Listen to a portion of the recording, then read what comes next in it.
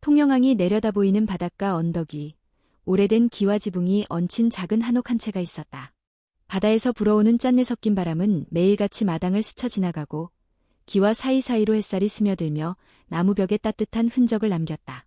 이곳은 60대 초반의 아버지 윤만길과 20대 후반의 아들 유지석, 그리고 며느리 강은채가 함께 살아가는 소박한 가족의 보금자리였다. 겉으로 보기엔 평범한 3인 가정. 하지만 그들 각각의 삶엔 결코 평범하지 않은 이야기들이 켜켜이 쌓여 있었다.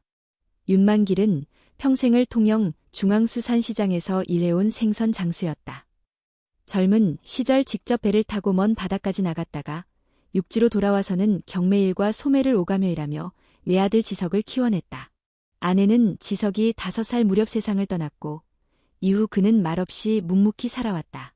매일 새벽 5시면 어김없이 수산시장으로 향했고 젖은 고무장갑을 벗을 시간도 없이 다시 집으로 돌아와 아들의 아침을 챙겼다.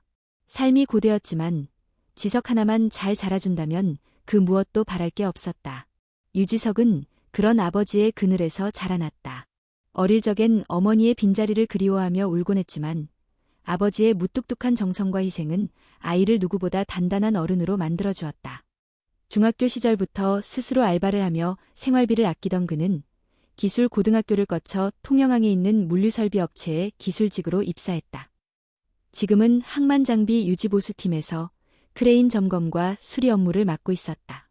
강은채는 지석보다 1살 어린 27세의 사회복지사였다. 그녀는 부모를 전혀 기억하지 못한다. 어린 시절부터 보육원에서 자랐고 고등학교 졸업 후에는 장학금을 받으며 대학에서 아동복지를 전공했다. 늘 누군가의 따뜻한 어른이 되고 싶다는 꿈을 품고 살아왔고 복지관에서 일하며 아이들과 함께하는 삶의 보람을 느꼈다. 은채와 지석의 만남은 3년 전 통영시 아동센터 봉사활동 현장에서였다. 지석은 친구의 부탁으로 잠시 전등을 고쳐주러 왔다가 은채와 마주쳤다. 처음에는 몇 마디의 인사로 시작된 인연이었지만 두 사람은 점차 서로의 외로움과 상처를 알아보고 조심스럽게 마음을 열기 시작했다. 말보다 행동으로 위로하던 지석, 말로써 사람을 다독이던 은채.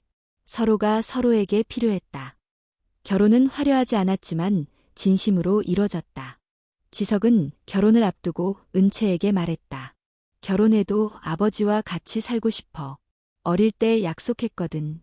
나중에 꼭 아버지를 모시겠다고 은채는 잠시 망설였지만 결국 고개를 끄덕였다. 그녀에게도 가족이라는 울타리는 처음 느껴보는 개념이었기에 그 따뜻함을 받아들이고 싶었다. 결혼 후 세 사람은 통영 언덕 위 오래된 한옥에서 함께 살기 시작했다. 마당에는 작은 동백나무와 감나무가 있었고 마루에 앉으면 바다가 보였다. 지석은 출근 전마다 아버지의 장화를 꺼내주었고 은채는 매일 저녁 따뜻한 국을 끓였다. 셋이 둘러앉아 먹는 밥상엔 말수가 많진 않았지만 묵직한 정이 고스란히 밴 시간이 흘렀다. 그러던 어느 봄날 아침, 은채는 평소와 다르게 식욕이 없고 속이 메스꺼웠다. 처음엔 단순한 컨디션 난조라고 생각했지만 며칠간 지속된 어지러움과 민감해진 후각의 이상함을 느꼈다. 은채는 조용히 약국에서 임신 테스트기를 사왔다. 그날 밤 지석이 퇴근한 후 은채는 조심스럽게 그 결과를 건넸다. 지석 씨, 우리 아기 생긴 것 같아. 지석은 말이 없었다. 하지만 눈동자에 금세 눈물이 고였고 입꼬리는 떨렸다. 그는 은채를 꼭 안으며 말했다. 정말이야? 우리 아빠, 엄마 되는 거야? 그들의 기쁨은 곧 윤만길에게도 전해졌다.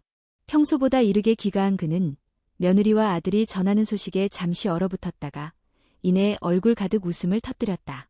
그래, 손주가 생겼구나. 이놈아, 내 엄마가 살아있었다면 얼마나 기뻐했을까. 그날 밤 세 사람은 쉽게 잠들지 못했다. 마치 집 안가득 새로운 공기가 들어선 듯 묘한 설렘과 긴장이 공존했다. 며칠 후 병원 진단 결과 은채는 임신 6주차였다. 아직 초기였지만 태아는 건강했고 주의할 점들만 잘 지키면 안정적인 임신이 가능하다는 소견이었다. 은채는 복지관 업무를 조정하며 몸을 아끼기 시작했고 지석은 더 열심히 일할 것을 다짐했다. 그는 매일같이 공구를 들고 크레인 사이를 오가면서도 머릿속엔 아내와 아이 생각뿐이었다. 윤만길은 시장에서 가장 신선한 생선을 고르고 미역과 된장, 참기름 등을 정성껏 챙기며 며느리를 위한 보양식을 만들기 시작했다. 그는 아내에게는 못해준 것을 며느리에게는 꼭 해주고 싶었다. 은채야, 이거 도다리야. 초봄 도다리가 제일 부드럽거든. 한번 먹어봐라. 은채는 고개를 숙이며 말했다. 감사합니다. 아버님. 이렇게까지 정성껏 챙겨주시니 제가 다 죄송하고 감사해요. 윤만길은 멋쩍게 웃었다. 하지만 그 웃음 뒤엔 한 가지 소망이 있었다. 손주가 무사히 태어나고 아들이 좋은 아버지가 되는 것. 그 작은 한옥집이 오래오래 웃음소리로 가득하기를 바랐다. 그러나 누구도 몰랐다. 그 봄의 햇살 아래 숨겨진 먹구름이 곧 그들을 덮칠 거라는 걸. 임신 사실이 확정되고 난 며칠 후부터 집안의 분위기는 부쩍 밝아졌다. 윤만길은 아침마다 더 일찍 일어나 시장을 다녀왔고 강은채는 뱃속의 아이에게 조심스레 말을 걸며 하루를 시작했다. 유지석은 출근길에 버스를 기다리며 늘 손을 배 위에 얹고 인사한 뒤 회사로 향했다. 잘 다녀올게, 아가야. 엄마 잘 지켜줘.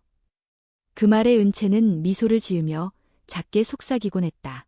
아빠가 다녀오신대. 오늘도 고생 많으시겠지. 작고 평범한 대화였지만 그들에게는 새로운 가족을 맞이하는 특별한 언어였다. 주말이 되면 세 사람은 함께 장을 보러 갔다. 통영 중앙시장에선 봄 햇살을 맞으며 장사꾼들이 북적였고 사방에서 싱싱한 생선과 나물 냄새가 어우러졌다. 윤만길은 은채에게 좋은 음식을 골라주는 걸 즐겼고 은채는 그 손길 하나하나에서 아버지 같은 따뜻함을 느꼈다. 은채야, 요즘 미역 자주 먹어야 한다더라. 저기 미역국거리 해녀 아주머니께 한번 가보자. 네, 아버님. 같이 가요. 은채에게 윤만길은 단순한 시아버지를 넘어 인생 처음으로 가족이라 부를 수 있는 사람 중 하나였다. 보육원 시절부터 그녀는 늘 혼자였고 타인의 손길에 의심부터 하던 아이였다. 하지만 지금은 다르다. 아침마다 따뜻한 국을 챙겨주는 시아버지, 출근 전마다 볼을 스치는 남편의 손길, 그리고 뱃속에서 조금씩 커지는 생명. 은채는 처음으로 가족이라는 울타리 안에 자신이 존재함을 실감하고 있었다. 어느 날 저녁, 지석이 퇴근 후 거실에서 고요히 앉아있는 아버지에게 다가갔다. 낮엔 무뚝뚝했던 얼굴이 그날따라 유난히 생각에 잠긴 듯 보였다. 아버지, 무슨 일 있으세요? 아니야. 그냥 옛날 생각이 좀 나서. 윤만길은 고개를 천천히 돌렸다. 내 엄마가 살아있었으면 참 좋았겠다는 생각이 드는구나. 은채도, 너도 이제 부모가 되니까 말이다. 지석은 말없이 고개를 숙였다. 어릴 적 사진 속에서만 본 어머니의 모습이 떠올랐다. 가끔 아버지 몰래 오래된 앨범을 꺼내어 사진을 바라보곤 했지만 그리움은 늘 아득하게 멀었다. 지석아, 혹시 아이 이름 생각해 본 거 있냐? 있어요. 아직 말 안 했는데. 그는 조심스레 말을 이었다. 딸이면 하은, 하늘의 은혜, 어떨까요? 엄마 없이 자랐지만 이 아이만은 하늘이 주신 선물처럼 키우고 싶어서요. 윤만길은 눈빛을 부드럽게 바꾸며 고개를 끄덕였다. 좋다. 아주 좋다. 그날 밤 은채에게도 같은 이야기를 건넸다. 그녀는 처음엔 놀란 듯 눈을 동그랗게 떴다가 이내 웃었다. 하은이라. 저도 좋아요. 근데 아들이면요? 그건 우리 셋이 같이 생각해 볼까요? 아버님 의견도 듣고. 세승거실 바닥에 앉아 이름 후보를 적으며 시간 가는 줄 몰랐다. 준호, 현우, 태윤. 다양한 이름이 오갔다. 그렇게 평화로운 밤이 깊어갔다. 다음 날 은채는 복지관에서 일하는 선배에게 전화를 걸어 출산 전까지 일정을 조정하겠다고 전했다. 선배는 반가운 목소리로 축하를 전하며 말했다. 은채야, 너라면 좋은 엄마가 될 거야. 내가 그동안 아이들한테 해줬던 걸 그대로 너의 아이에게 하면 돼. 은채는 눈가가 붉어졌다. 복지관에서 만난 수많은 아이들, 그 아이들에게 들려주었던 동화책, 웃음을 주던 손길이 이제는 자신의 아이에게 전해질 거라는 생각에 가슴이 벅차올랐다. 한편 유지석은 회사에서 더 책임 있는 일을 맡게 되었다. 최근 항만 설비의 문제가 자주 발생하자 상사는 지석에게 보다 중요한 장비 점검 일정을 맡겼다. 그는 책임감 있게 일에 임했지만 마음 한켠엔 언제나 집에 있는 은채와 아이가 자리 잡고 있었다. 점심시간이면 식당 벽에 걸린 가족사진 액자를 한참 바라보다가 동료에게 말했다. 이제 진짜 누군가를 지켜야 할 사람이 된 것 같아요. 동료는 웃으며 말했다. 이제야. 내가 맨날 도시락 싸오던 그 모습부터 이미 아빠였지. 저녁이면 퇴근길에 과일 한 봉지를 사들고 집으로 돌아갔다. 마당 앞에 다다르면 안에서 들리는 은채의 조용한 콧노래, 윤만길의 나지막한 뉴스 소리, 그리고 기와 위로 넘어가는 해가 하루의 고단함을 덜어주었다. 하지만 그렇게 하루하루가 행복하게 흘러가는 와중에도 무언가 알 수 없는 예감이 은채의 마음을 휘감기 시작했다. 어느 날 밤, 그녀는 잠에서 깨 거실로 나왔다. 창문 너머로 보이는 바다는 잔잔했지만 어딘가 모르게 불안한 기운이 감돌았다. 배 속의 아기는 조용히 움직였고 그녀는 손을 얹고 말을 걸었다. 아가야, 잘 있지? 엄마는 조금 걱정이 돼. 근데 괜찮을 거야. 아빠도, 할아버지도, 우리 모두 널 기다리고 있어. 그 말처럼 모든 것이 순조롭기만 하길 바랐던 밤이었다. 그러나 그 평화는 오래가지 않았다.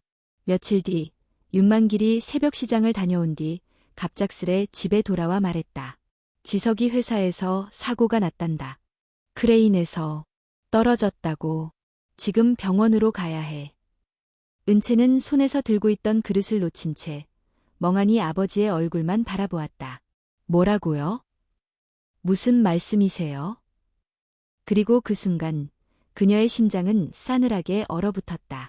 통영의 아침은 평소처럼 잔잔했지만 그날 윤만길의 말은 고요를 송두리째 무너뜨렸다. 지석이 병원에 있다. 큰 사고가 났단다. 강은채는 처음엔 그 말을 이해하지 못했다. 뭔가 잘못 들은 게 아닐까 싶었다. 단 몇 시간 전만 해도 지석은 출근하며 그녀의 배에 인사를 건넸다. 다녀올게요. 아가야 웃으며 문을 닫고 나간 그 모습이 머릿속에서 계속 재생되었다. 어떻게 된 거예요? 어디로 가면 돼요? 은채는 덜덜 떨리는 손으로 핸드백을 챙기며 물었다. 윤만길은 짧게 대답했다. 통영종합병원. 응급실이란다. 그들은 택시를 잡아 병원으로 향했다. 차창 밖으로 스쳐가는 통영의 거리들이 그 어느 때보다 낯설고 차가웠다. 평소라면 아침 시장 손님들로 북적였을 거리였지만 은채의 눈엔 아무것도 들어오지 않았다. 병원에 도착하자마자 접수 데스크에 달려가 지석의 상태를 물었다. 간호사는 조심스러운 얼굴로 말했다. 환자는 현재 수술 중입니다. 뇌출혈이 심각해서 응급수술에 들어갔습니다. 가족분이세요? 네, 저는 아내고요. 이분은 아버지예요. 지석이 괜찮나요?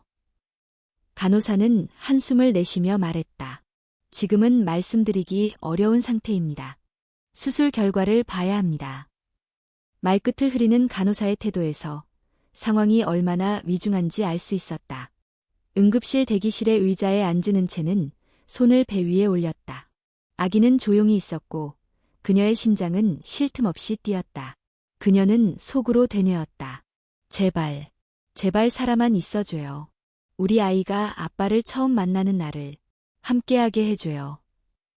윤만길은 한쪽 구석에 앉아 허리를 숙인 채 고개를 떨구고 있었다. 그의 손은 떨리고 있었지만 입술은 굳게 닫혀 있었다. 아내를 먼저 떠나보내고 외아들 하나만 믿고 살아왔던 그는 그 순간 삶의 축이 무너지는 소리를 들은 것만 같았다. 몇 시간이 지났을까? 수술실 문이 열리고 수술복을 입은 의사가 나왔다. 얼굴엔 피로와 긴장이 묻어 있었다. 윤지석 보호자분 계십니까? 네, 저희입니다. 상태가 어떤가요? 윤만길이 허겁지겁 일어나 다가갔다. 의사는 잠시 숨을 고르더니 말했다. 수술은 일단 마쳤습니다. 다행히 출혈 부위는 봉합했지만 뇌 손상이 심각합니다. 현재로서는 의식이 없습니다. 언제쯤 깨어날 수 있나요? 은채의 물음에 의사는 고개를 천천히 저었다. 정확히 말씀드릴 수 없습니다. 몇 주가 걸릴 수도 있고 몇 달이 걸릴 수도 있습니다. 혹은 영원히 깨어나지 않을 수도 있습니다. 그 말에 은채는 그 자리에 주저앉고 말았다. 윤만길이 얼른 부축했지만 그녀는 고개를 떨군 채 눈물을 흘렸다. 배 속의 아이가 조금 움직이는 느낌이 났고 그 움직임조차 그녀에겐 잔인한 위로처럼 느껴졌다. 그날 밤 은채는 집으로 돌아가지 않았다. 병원 보호자 대기실에 남아 지석이 누운 중환자실을 바라보며 앉아 있었다. 그는 기계에 연결된 채 움직이지 않았고 규칙적인 호흡 소리만이 그의 생존을 증명하고 있었다. 지석 씨, 들리나요? 당신 아빠가 됐어요. 우리 아기가 점점 자라고 있어요. 근데 왜 이렇게 누워 있어요? 은채는 조용히 지석의 손을 잡았다. 그 손은 여전히 따뜻했지만 단단한 힘은 느껴지지 않았다. 그녀는 눈을 감고 속삭였다. 제발, 꼭 돌아와 주세요. 혼자서 이 아이를 키울 자신이 없어요. 며칠 후 병원에서는 장기 치료가 필요하다는 소견을 내놓았고 윤만길은 직장을 당분간 쉬겠다는 결정을 내렸다. 그는 복잡한 입원 서류를 챙기며 수술비와 향후 치료비, 재활비 등을 계산했다. 머릿속이 어지러웠다. 한편 은채는 복지관에 휴직을 요청했고 담당 팀장은 걱정 가득한 목소리로 위로를 건넸다. 하지만 현실은 위로만으로 버틸 수 있는 것이 아니었다. 병원비는 나날이 쌓였고 앞으로 출산과 육아까지 생각하면 막막함은 더해져갔다. 어느 저녁 은채는 윤만길과 함께 병실을 나서는 길에 조용히 입을 열었다. 아버님, 저 솔직히 너무 무서워요. 지석 씨가 영영 못 깨어나면 어쩌죠? 윤만길은 잠시 멈춰섰다. 몇 초간 침묵이 흘렀고 그는 차분하게 말했다. 무서울 거다. 나도 두렵다. 하지만 우리가 버텨야 한다. 그래야 지석이도 돌아올 수 있다. 그 말에 은채는 조용히 고개를 끄덕였다. 그렇다. 그들은 무너질 수 없었다. 배 속에 아이가 있었고 지석이 아직 숨쉬고 있었다. 희망을 붙잡지 않으면 안 되는 이유는 충분했다. 그날 밤 은채는 중환자실 앞 의자에 앉아 조용히 책 한 권을 펼쳤다. 복지관 아이들에게 자주 읽어주던 동화책이었다. 지석 씨, 오늘은 내가 읽어줄게요. 우리 아기도 듣고 있을 거예요. 그녀는 마치 아이를 재우듯 천천히 부드럽게 책을 읽었다. 지석은 여전히 눈을 감은 채였지만 은채는 믿고 싶었다. 그가 어디선가 이 목소리를 듣고 있다고. 그 순간 아주 미세하게 지석의 눈꺼풀이 떨리는 듯했다. 하지만 그것이 단순한 신경 반응인지 아니면 의식의 미세한 반응인지는 누구도 알 수 없었다. 지석이 사고를 당한 지 한 달이 지났다. 그 한 달은 은채에게 있어 끝이 없는 긴 겨울 같았다. 매일 병원과 집을 오가는 길은 익숙해지기는커녕 점점 더 길고 외롭게 느껴졌다. 윤만길은 새벽마다 수산시장에 다녀온 뒤 병원으로 향했고 은채는 가벼운 산책을 마친 후 오후가 되면 병원에 머물렀다. 아이를 품고 있는 몸은 점점 무거워졌지만 정신은 점점 더 가벼워지고 있는 것 같았다. 무거운 몸과 반비례하듯 마음이 붕 떠 있었다. 어느 날은 아무 말 없이 병실 의자에 앉아만 있다 돌아오기도 했고 또 어떤 날은 지석의 손을 붙잡고 흐느끼며 아무 말도 하지 못했다. 은채는 더 이상 울지 않으려 노력했지만 마음속 깊은 곳에 자리한 공포는 그녀의 감정을 서서히 잠식하고 있었다. 지석이 깨어나지 못할지도 모른다는 두려움, 그 두려움 속에서 혼자 아이를 낳고 키워야 한다는 막막함, 그리고 점점 마주치게 되는 사람들의 시선이 그녀를 더욱 무겁게 만들었다. 그 중에서도 가장 그녀를 힘들게 했던 건 동네에서 흘러나오기 시작한 수군거림이었다. 시아버지랑 며느리 단둘이 사니 뭐 그런 소문 안 나겠어? 그 집 아들 사고 나고 나서도 이상하게 조용하더라. 며느리 혼자 밤마다 병원 다니고 시아버진 같이 장도 보고. 은채는 우연히 그 말을 듣고 말았다. 통영시장 한 기퉁이 마른 생선 앞에서 서성이다가 등 뒤로 들려온 그 조용하지만 분명한 속삭임. 처음엔 무시하려 했다. 하지만 소문은 생각보다 빠르게 퍼졌고 복지관 동료의 전화 속에서도 뭔가 어색한 기류가 느껴졌다. 은채야, 혹시 괜찮아? 요즘 너에 대한 이야기를 이상하게 하는 사람들이 있어서. 은채는 집으로 돌아오는 길에 혼란스러웠다. 배 속의 아이가 움직일 때마다 다짐하던 평온이 흔들렸다. 그녀는 마루에 앉아있던 윤만기를 바라보며 조용히 입을 열었다. 아버님, 저 잠깐이라도 다른 곳에서 지내볼까요? 윤만길은 그녀를 바라보다가 고개를 천천히 저었다. 왜 그런 말을 하느냐? 소문이 너무 안 좋아요. 저 때문에 아버님까지 이상한 오해를 받는 것 같아서. 그 말에 윤만길은 길게 숨을 내쉬며 고개를 돌렸다. 바다 건너 저 멀리 통영항의 불빛이 반짝이고 있었다. 그리고 조용히 말했다. 내가 무슨 욕을 먹든 괜찮다. 하지만 너랑 지석이, 그리고 이 아이까지 그렇게까지 힘들게 만들 순 없다. 은채는 그제야 그동안 아버지가 얼마나 많은 걸 참고 있었다는 걸 깨달았다. 말없이 장을 보고 매일 병원에 다녀오며 아무 말도 하지 않았던 이유가 자신이 느낀 수치심과는 비교도 안 되는 크기의 침묵이라는 것을. 그날 밤 은채는 혼자 방에 앉아 오래된 노트를 꺼냈다. 보육원 시절부터 간직해온 노트였다. 노트엔 그간 만났던 아이들 이름, 좋아했던 동화 제목, 힘들었던 날에 적은 짧은 문장들이 빼곡히 들어있었다. 그녀는 한 장을 펼쳐 쓰기 시작했다. 오늘 너무 흔들렸다. 정말 떠나고 싶었다. 하지만 누가 우리 아기를 기다릴까? 누가 지석 씨에게 다시 일어나라고 말해줄까? 내가 아니면 안 된다.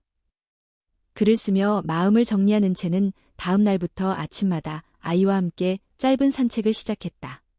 해안길을 따라 걸으며 파도 소리를 들었고 뱃속의 아이에게 말을 걸었다.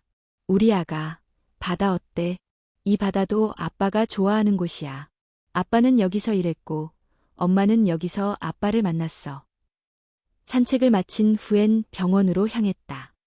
중환자실 앞에 앉아있던 윤만길은 그녀의 얼굴이 전날보다 조금 밝아졌음을 느꼈다. 그리고 그날 작은 기적 같은 일이 일어났다. 지석의 손가락이 아주 미세하게 움직였던 것이다. 처음엔 단순한 반사작용이라고 생각했다. 하지만 반복적으로 손가락이 구부러지고 가끔은 미간이 살짝 찌푸려지기도 했다. 의료진은 신중한 태도를 유지했지만 윤만길과 은채는 그 희미한 반응을 붙잡고 다시 희망을 키워갔다. 지석 씨, 나야, 은채야. 당신 조금씩 돌아오고 있는 거지? 우리 아기도 아빠 기다리고 있어. 은채는 병상 옆에서 조용히 속삭였다. 그날 이후 그녀는 매일 새로운 동화책 한 권을 들고 병실로 갔다. 한때 아이들에게 읽어주던 책들이 이제는 지석에게 향하는 달이었다. 그리고 윤만길도 중환자실 앞 의자에 앉아 조용히 낭독을 시작했다. 책이 아닐 때는 일기처럼 말을 이어갔다. 지석아, 오늘은 찬바람이 세더구나. 항구 쪽 어민들이 말하길 이번 봄엔 조기랑 도다리가 많이 나올 거라더라. 내가 깨어나면 제일 먼저 도다리회 먹자. 그 말에 은채는 가만히 웃었다. 웃음이라는 감정이 이렇게 오랜만이라는 사실이 스스로도 놀라웠다. 그리고 그날 밤 지석의 입가가 아주 미세하게 움직였다. 말은 나오지 않았지만 무언가 표현하려는 듯한 움직임. 의사는 조심스럽게 말했다. 아직 확실하진 않지만 의식이 돌아오고 있을 가능성이 있습니다. 반응이 느리긴 해도 방향은 좋습니다.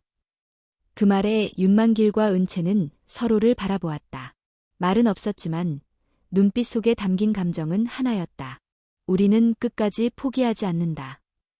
지석의 미세한 반응이 확인된 이후 병실의 공기는 이전과는 확연히 달라졌다.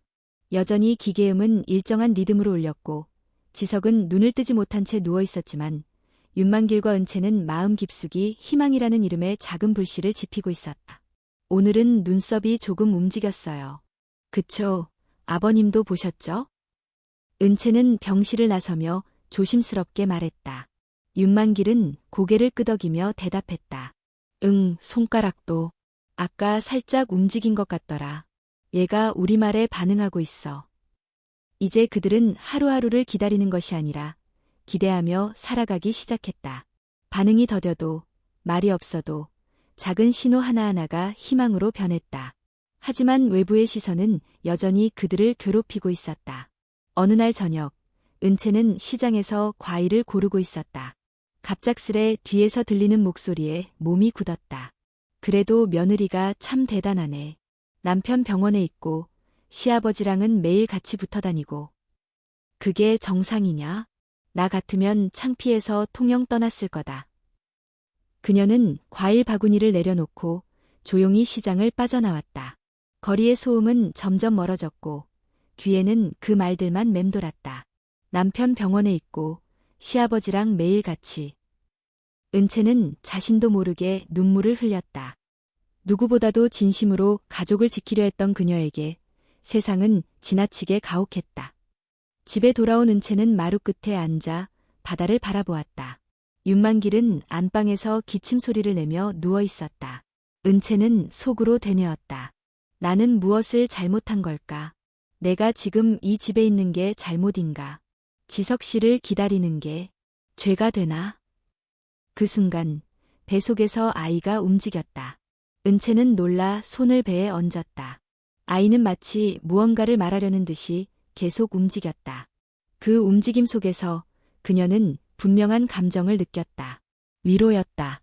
자신을 향한 아이의 작고 따뜻한 위로. 그래, 너는 엄마가 여기 있어야 한다는 걸 아는 거구나.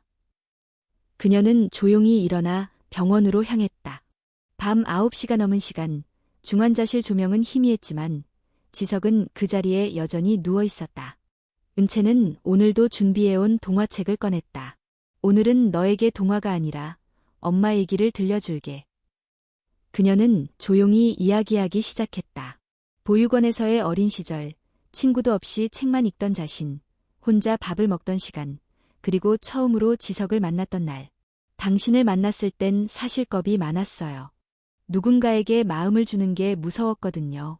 근데 이상하게 당신 앞에선 그게 조금씩 사라졌어요. 그녀는 책 대신 자신의 삶을 한 장 한 장 읽어 내려갔다. 말이 멈추지 않았고 지석이 여전히 침묵 속에 있었지만 은채는 어느 때보다도 자신이 살아있음을 느꼈다. 며칠 후 윤만길은 병원 복도를 걷다 낯익은 사람과 마주쳤다. 바로 지석의 고등학교 동창인 백종현이었다. 종현은 수트 차림에 고급 시계를 차고 있었다. 현재 통영에 있는 항만 물류회사의 중간 관리자였다. 어르신, 오랜만입니다. 지석이 얘기 듣고 왔습니다. 그래, 내가 종현이구나. 예전엔 자주 놀러 왔었지. 종현은 병실 상황을 묻고 조심스럽게 입을 열었다. 혹시 지석이가 사고 나기 전에 회사 쪽에 무슨 말 한 적 없던가요? 무슨 말? 그날 사고, 사실 내부에선 장비 결함이란 걸 알고 있었어요. 지석이가 며칠 전에 보고서를 올렸거든요. 하지만 관리부가 덮었죠. 이번에 정기 감사가 있었거든요. 윤만길의 얼굴이 굳어졌다. 그는 단지 사고였다고 믿고 있었다. 하지만 그 말이 사실이라면 지석은 회사의 안전을 위해 나섰고 그로 인해 사고를 당한 셈이었다. 그걸 왜 이제야 말하니? 솔직히 저도 눈치만 챘어요. 아마 일선은 이미 보험 처리만 생각하고 있을 겁니다. 종현은 명함을 건네고 돌아갔다. 윤만길은 손에 쥔 명함을 한참 내려다보다가 조용히 주머니에 넣었다. 그날 밤 그는 은채와 둘만의 자리에 이 사실을 털어놓았다. 지석이 위험한 걸 알고 있었던 것 같구나. 회사에 얘기했는데 무시당한 거야. 은채는 놀람과 분노가 교차하는 눈빛으로 아버지를 바라보았다. 그럼 이건 단순한 사고가 아니잖아요. 그래서 말인데 내가 이 일 조사해 보려고 한다. 조용히, 확실하게. 위험할 수도 있어요. 알아.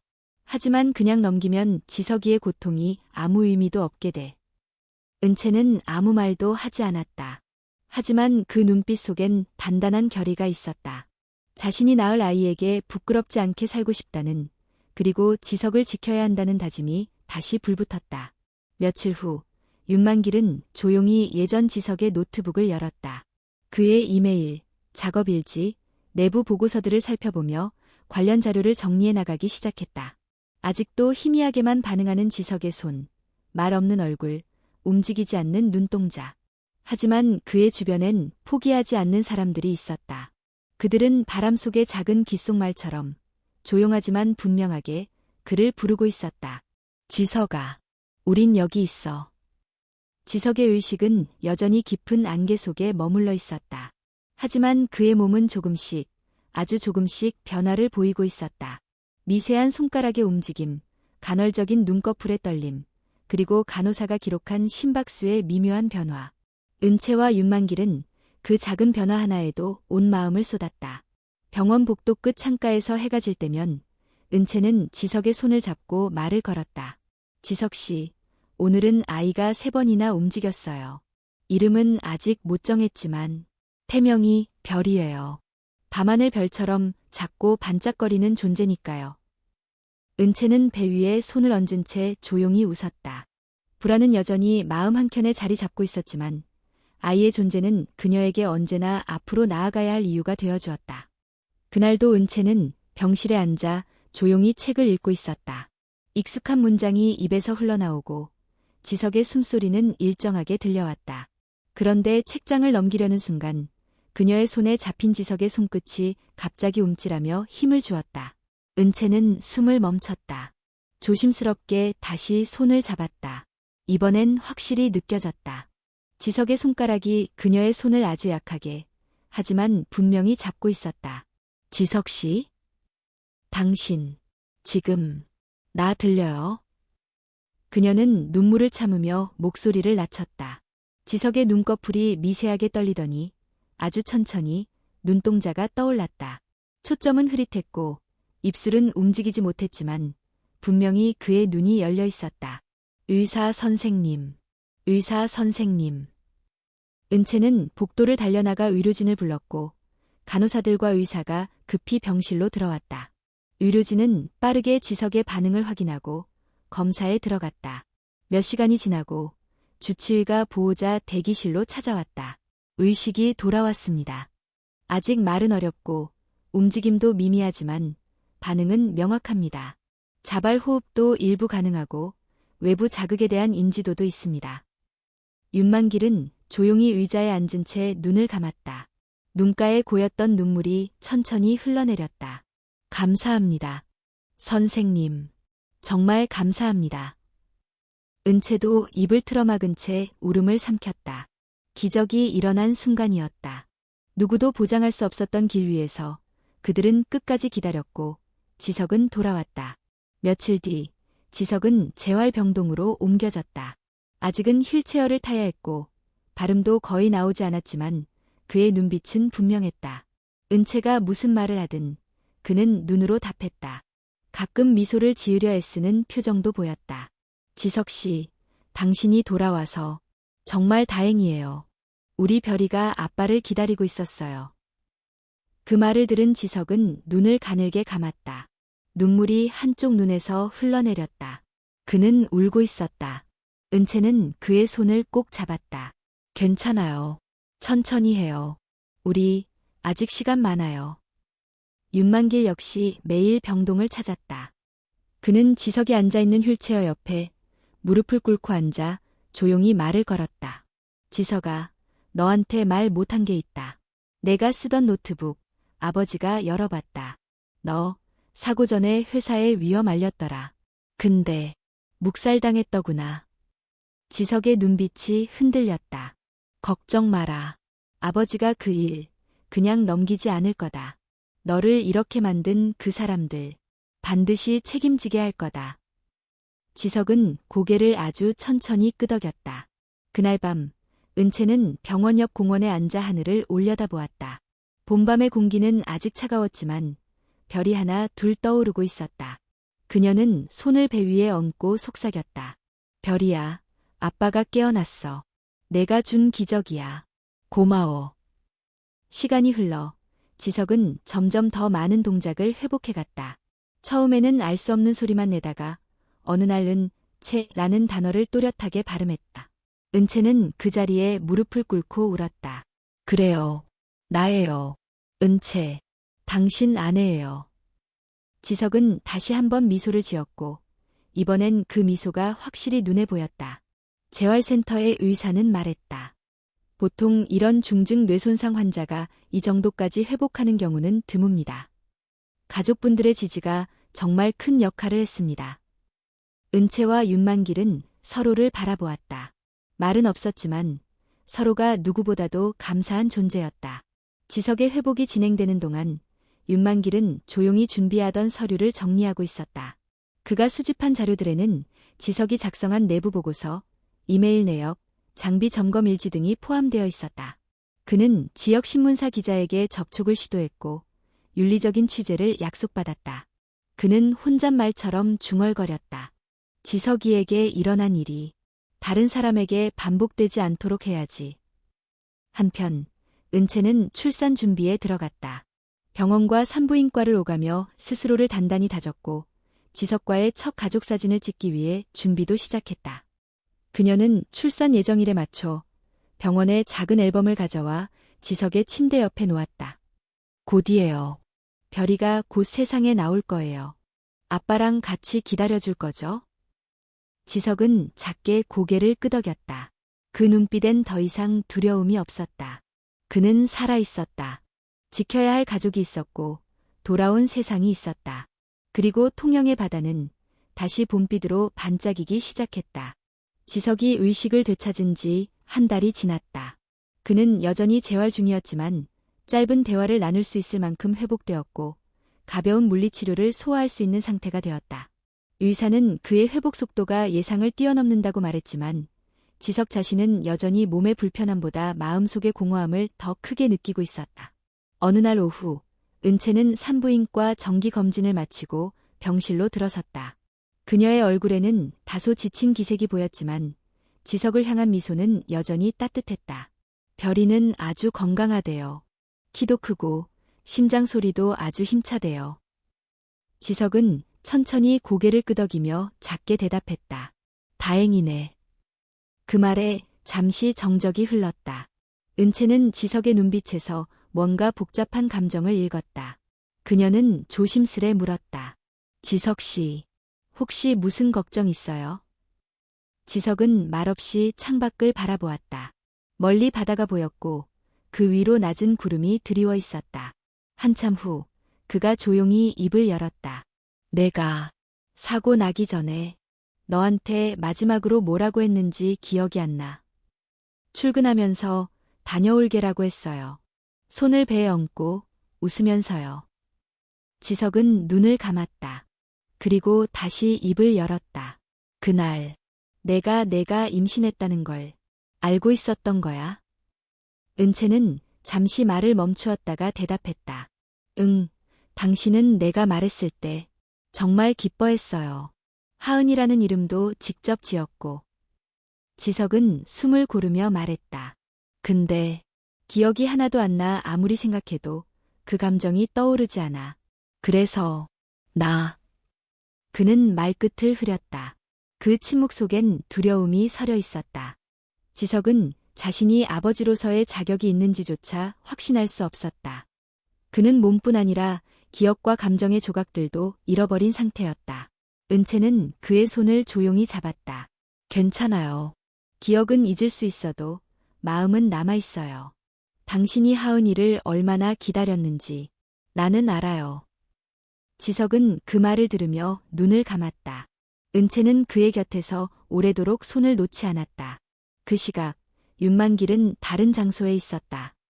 바로 지역 신문사 기자와의 두 번째 만남 자리였다. 지난 몇 주간 그는 지석의 사고에 대한 증거를 하나하나 정리해왔다. 작업 일지, 이메일, 통신 기록, 심지어는 현장 작업자들의 비공식적인 증언까지.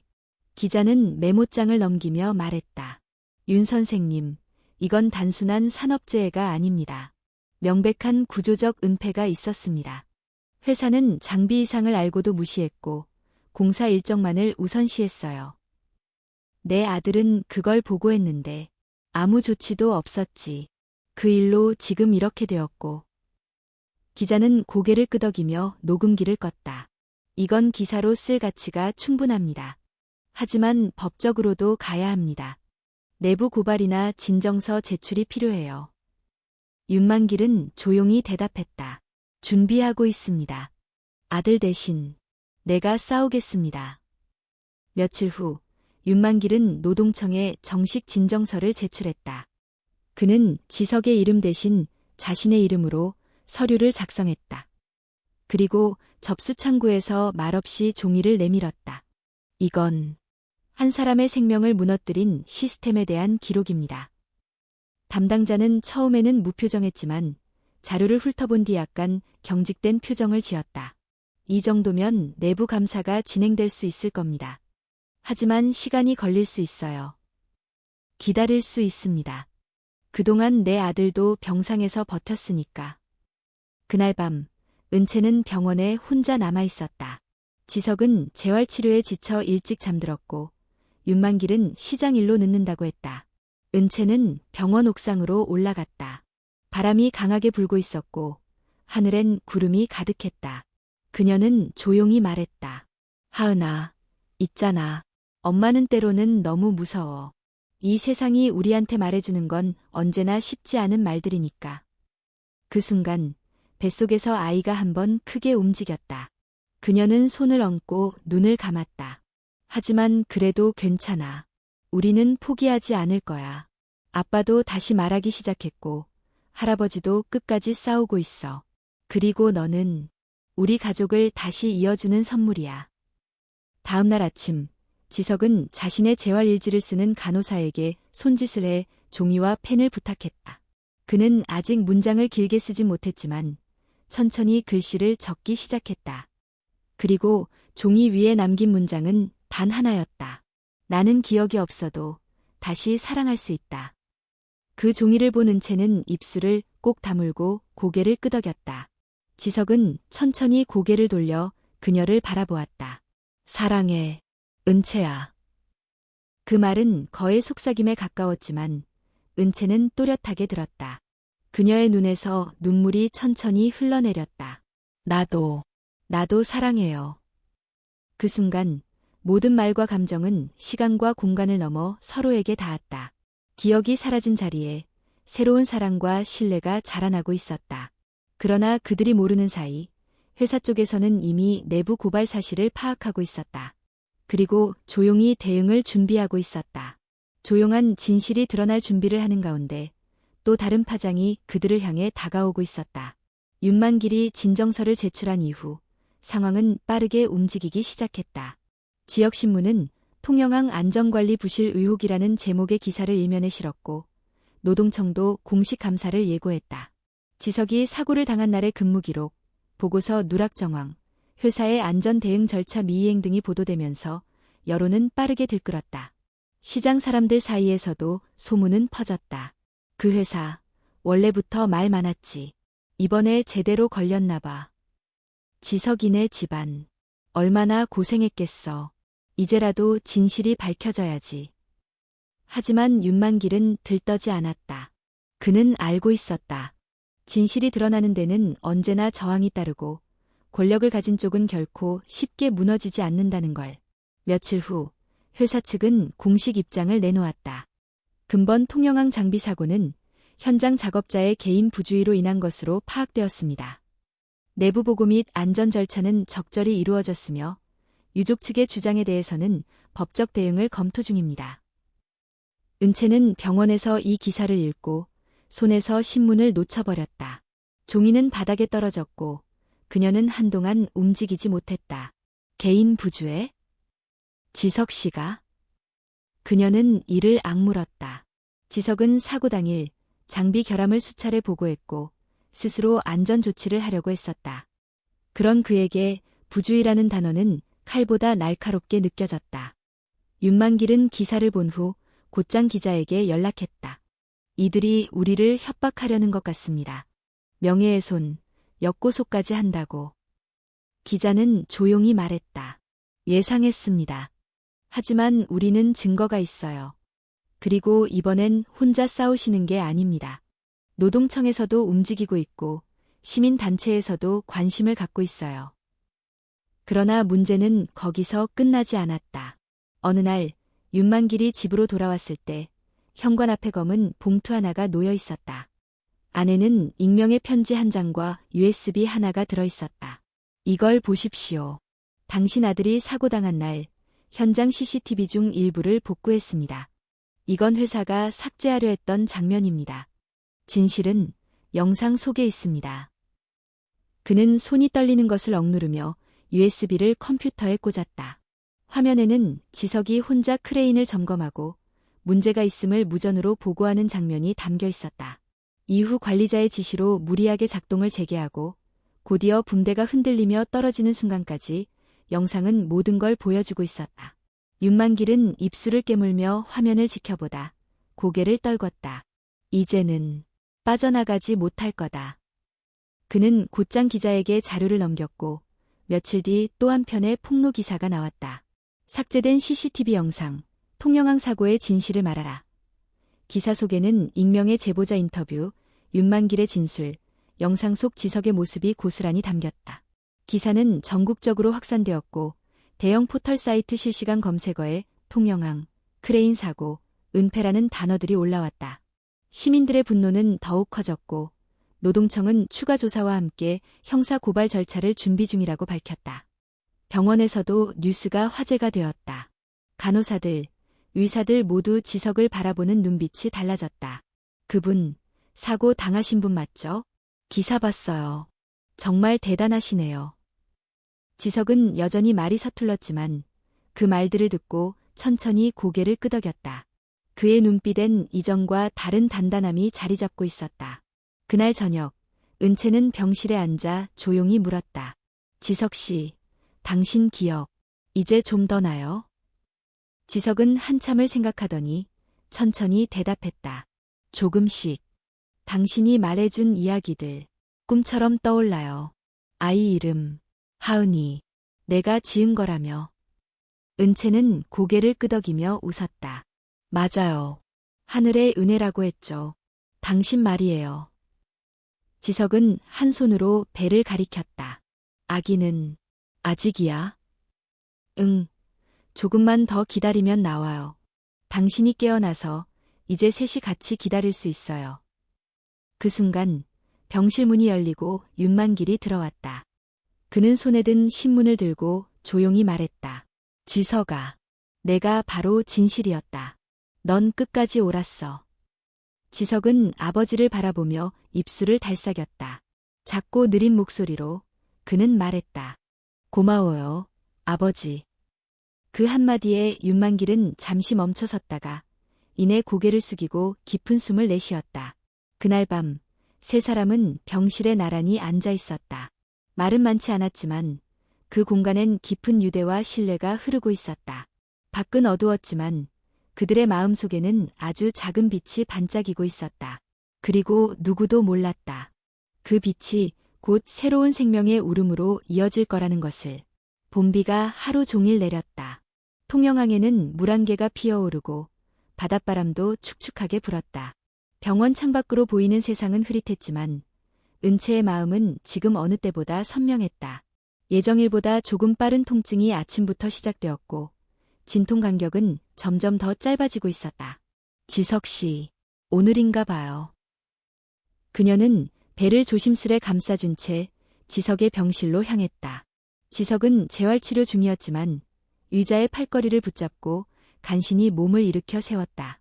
은채가 병실 문을 열었을 때 그는 이미 그녀가 전할 소식을 예감한 듯 고개를 돌려 바라보았다. 아기, 올 것 같아요. 지석의 입가가 미세하게 떨렸다. 그는 무언가 말하려 했지만 말보다 먼저 눈물이 흘렀다. 그는 몸을 일으켜 은채의 손을 잡았다. 그 손은 여전히 약했지만 그 안에는 지켜내려는 강한 의지가 담겨 있었다. 같이 가요. 지석의 말에 은채는 눈을 감았다. 병원 관계자는 안전상의 이유로 출산실까지 동행하는 것은 어렵다고 했지만 그녀는 고집했다. 이 사람은 이 아이의 아빠예요. 누구보다 이 순간을 기다렸어요. 출산실 앞 간호사들이 휠체어를 밀고 오자 지석은 고개를 저었다. 나 걸을게요. 짧은 거리였지만 그는 온 힘을 다해 걸었다. 은채의 팔을 붙잡고 한 걸음 또 한 걸음 마치 자신이 태어나던 날처럼 그는 새로운 삶으로 향하는 길을 걸었다. 그날 밤 은채는 출산실에 들어갔고 지석은 병실로 돌아왔다. 그는 은채가 들어간 문을 멍하니 바라보며 두 손을 맞잡고 기도했다. 하은아, 너를 처음 안아보지 못해도 괜찮아. 널 위해 살아갈 거야. 그의 마음속에는 지난 몇 달간의 기억들이 밀려들었다. 무너졌던 날, 이름을 잊었던 순간들, 그리고 다시 살아난 지금. 그리고 그 모든 여정을 함께 걸어준 은채의 얼굴이 떠올랐다. 출산은 순탄하지 않았다. 태아의 심박이 일시적으로 떨어졌고 의료진은 긴장하며 분만 과정을 지켜봤다. 하지만 은채는 이를 악물고 버텼다. 지석이 기다리고 있다는 생각, 아이가 건강하게 태어나야 한다는 바람, 그리고 자신이 이 아이의 처음이 되어야 한다는 사명이 그녀를 버티게 했다. 한 번만 더 힘주세요. 간호사의 목소리에 은채는 마지막 힘을 쥐어짜냈다. 그리고 몇 초 뒤 공기를 가르며 아기의 울음소리가 병실에 울려 퍼졌다. 처음이자 단단한 생명의 목소리. 그 울음은 은채의 모든 고통을 삼켜버렸다. 여아입니다. 건강해요. 은채는 흐릿한 시야 속에서 아기의 얼굴을 보았다. 작고 붉고 눈을 꼭 감은 채 울고 있는 생명. 그녀는 떨리는 손으로 아이의 손끝을 스쳤다. 하은아, 우리 하은이. 같은 시각 병실에서 기다리던 지석은 간호사에게서 아기의 사진을 받았다. 스마트폰 화면 속 갓 태어난 아이는 작은 담요에 쌓여 있었다. 그는 사진을 보며 조용히 입술을 달싹였다. 눈물이 주르륵 흘러내렸다. 그는 가슴에 손을 얹고 천천히 눈을 감았다. 그리고 속으로 다짐했다. 내가 이 아이를 위해 다시 살겠다. 은채와 하은이를 위해. 며칠 뒤 은채는 산후병동으로 옮겨졌고 지석은 휠체어에 몸을 맡긴 채 아이를 처음 마주했다. 간호사가 조심스레 아이를 안겨주자 지석은 그 작은 존재를 내려다보며 말을 잃었다.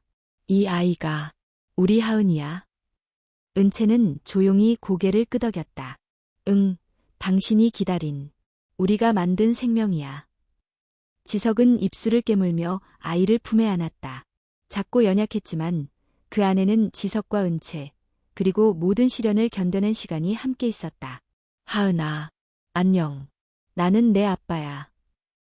그는 어색하지만 분명한 발음으로 그 말을 전했다. 그 순간 아기의 눈이 미세하게 떨리는 듯하더니 작게 입을 벌렸다. 마치 아빠의 목소리에 반응하는 듯했다. 그날 밤 병실엔 세 사람뿐이었다. 윤만길은 늦게까지 시장을 지키고 있었고 병원 직원들도 퇴근한 시간이었기에 병동은 조용했다. 지석은 은채의 손을 잡고 말했다. 내가 다시 기억하진 못해도 지금부터 새로 기억할게요. 오늘부터 시작이야. 은채는 그의 말에 고개를 끄덕였다. 우리 여기까지 왔어요. 앞으로는 같이 걸어요. 셋이서. 그들은 조용히 그러나 단단하게 서로를 바라보았다. 밖에선 여전히 봄비가 내리고 있었다. 빗방울은 병실 창문을 두드리고 그 소리는 마치 축복처럼 잔잔하게 울려 퍼졌다. 통영의 밤은 조용했지만 그들 마음속에서는 새로운 생명의 노래가 시작되고 있었다. 그 노래는 고통과 상실, 사랑과 희망, 책임과 용서가 하나 되어 만들어낸 하모니였다. 그리고 그것은 그 어떤 말보다도 더 깊은 위로가 되었다. 출산 후 몇 주가 지나면서 가족의 일상은 조금씩 회복되기 시작했다. 지석은 재활치료에 열중했고 은채는 아이를 돌보며 몸과 마음을 다잡았다. 윤만길 역시 시장 일을 줄이며 가족 곁에 더 머물렀다. 그들은 서로를 의지하며 하루하루를 조심스럽게 살아갔다. 그러던 중 노동청과 지역경찰은 회사 측에 대한 조사를 본격화했다. 내부 고발과 증거들이 쌓이면서 회사는 수사망에 점점 더 좁혀졌다. 관련 책임자들은 조사를 받았고 경영진은 언론과의 인터뷰를 자제하며 위기 대응에 나섰다. 통영 시민들은 이번 사건을 계기로 안전과 노동 환경에 대한 관심이 높아졌다. 작은 마을의 소식이 전국으로 퍼지면서 비슷한 사고에 대한 경각심도 커졌다. 윤만길과 은채는 매체와의 인터뷰 요청도 받았지만 그들은 조용히 말했다. 우리는 단지 우리 가족의 이야기를 전할 뿐입니다. 우리 아들이 다시 걸을 수 있도록 그리고 같은 일이 반복되지 않도록 바랄 뿐입니다. 그 마음은 곧 지역사회에도 울림을 주었다. 재활병동에서 지석은 처음으로 아이를 안았다. 작은 손과 발, 고운 얼굴을 품에 안은 순간 그의 눈에는 눈물이 맺혔다. 그는 은채에게 말했다.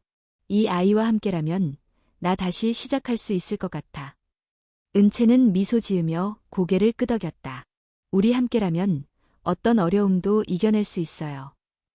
그때 병실 문이 조용히 열리고 윤만길이 들어왔다. 그는 아이를 바라보며 말했다. 우리 가족, 다시 완성이구나. 세 사람은 서로의 손을 꼭 잡았다. 무거웠던 시간들을 지나 이 순간만큼은 그 어떤 고통도 잊혀지는 듯했다. 며칠 후 지석은 회사 측과의 공식 합의 절차에 참여했다. 그는 직접 목소리를 내었다. 이 사고로 저는 많은 것을 잃었지만 가장 중요한 것은 가족과 삶의 의미를 다시 찾은 것입니다. 책임 있는 조치와 안전한 작업 환경을 만들어주시길 바랍니다. 회사는 대외적으로 사과하며 재발 방지 대책과 피해 보상 계획을 발표했다. 지역 언론은 이를 보도하며 긍정적인 변화를 기대했다. 시간은 흘러 지석은 서서히 걸음 보조기를 이용해 병원 밖을 걷기 시작했다. 아이는 건강하게 자라고 있었고 은채는 곁에서 든든한 버팀목이 되어주었다. 가족의 웃음소리는 다시 집안을 가득 채웠다. 어느 따뜻한 봄날 세 사람은 병원 인근 공원에 나들이를 나갔다.